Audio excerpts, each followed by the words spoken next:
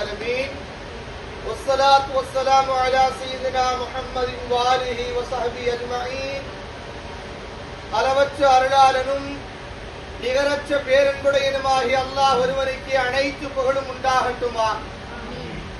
ஈருலக தூதர் கருணை நாயகம் காரூண்ய நபிகள் நாயகம் ஸல்லல்லாஹு அலைஹி வஸல்லம் அவர்கள் மீதும் அவர்களுடைய அடிச்சுவடுகளை அப்படியே பின்பற்றிய சத்திய சஹாபாக்கள், சன்மார்க்க தொண்டர்கள், தாபியங்கள், தபஅ தாபியங்கள், உலமாக்கள், சுகதாக்கள், வலிமார்கள், இறைநேசர்கள், குறிப்பாக அல்லாஹுடைய விருந்தாளிகளாக அமர்ந்திருக்கக்கூடிய நம்மின் மீதும் அல்லாஹுடைய வற்றா கிருபை என்றென்றும் கொண்டு நிலவட்டுமாக.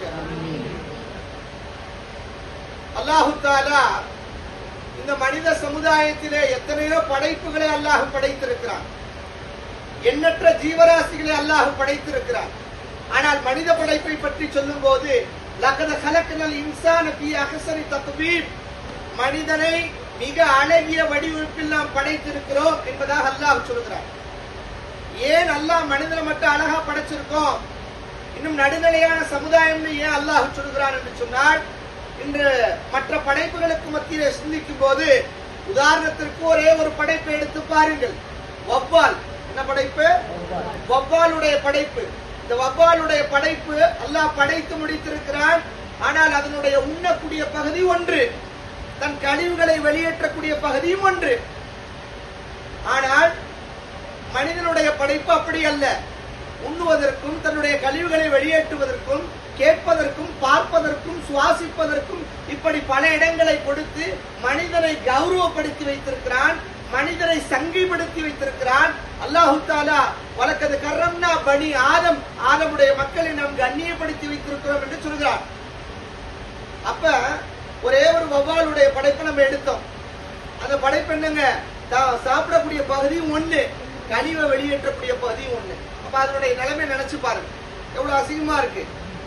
ஆனா அல்லாஹ் எவ்வளவு கண்ணியமா அல்லாஹ் நம்மை வைத்திருக்கிறான். நம்ம இதை சிந்தித்து பார்க்க வேண்டும்.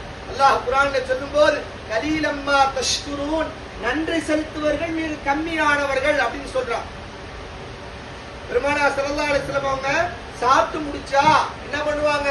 சாப்பிட்டு முடித்து விட்டால் தங்களுடைய கைகளை, விரல்களை சூப்புவார்கள். இன்னைக்கு எத்தனை பேருக்கு அந்த சுன்னத் இல்லாம போயிடுச்சு? இன்னைக்கு ஸ்பூனுக்கு மாறிட்டோம். இன்னைக்கு என்ன பண்ணிட்டோம்? ஸ்பூனுக்கு மாறிட்டோம்.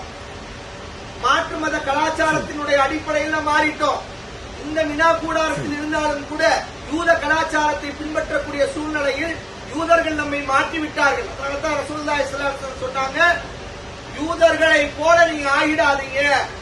எப்படின்னு சொன்னா, அவர்கள் ஒரு புத்துக்குள் நுழைந்தால் நீங்களும் அந்த புத்துக்குள் நுழைவீர்கள். அந்த அளவிற்கு உங்களை நீங்கள் மாற்றிக்கொள்வீர்கள்.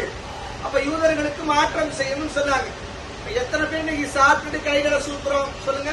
கைகள்ல சாப்பிடறதே கிடையாது. ஆனா நபி ஸல்லல்லாஹு அலைஹி வஸல்லம் கைகள்ல தான் சாப்பிட்டாங்க. ஏன் கைகள்ல சாப்பிட்டாங்க? இன்னைக்கு வரலாற்றுடைய என்னங்க ஆய்வாளர்கள் சொல்றாங்க, கைகள் சாப்பிடுவதன் மூலமாக அந்த கைகள்ல அல்லாஹ் தஆலா என்னங்க செரிமானத்தினுடைய சுரப்பிய அல்லாஹ் வச்சிருக்கான். செரிமானத்தினுடைய சுரப்பிய அல்லாஹ் வச்சிருக்கான். இன்னொரு ஒரு கிஃப்ட் என்ன தெரியுமா? பீச்சங்கையில சுரக்கிறது கிடையாது, இந்த கையில சுரக்கிறது இல்ல. நம்மளுடைய பீச்சங்கையில் சுரப்பது கிடையாது, மாறாக வலது கையில் மட்டும்தான் அந்த சுரப்பிகள் சுரக்குகிறது. அதனாலதான் ரசூலுல்லாஹி ஸல்லல்லாஹு அலைஹி வஸல்லம் வலது கையில் உண்ணுங்கள், என்னங்க வலது கையில உண்ணுங்க, சாப்பிடுங்க, குடிங்க, இடது கையில சாப்பிடாதீங்கன்னு சொல்லி ரசூலுல்லாஹி ஸல்லல்லாஹு அலைஹி வஸல்லம் தடுத்தாங்க. இது யாருடைய குறிப்பு? இப்படி எடுத்து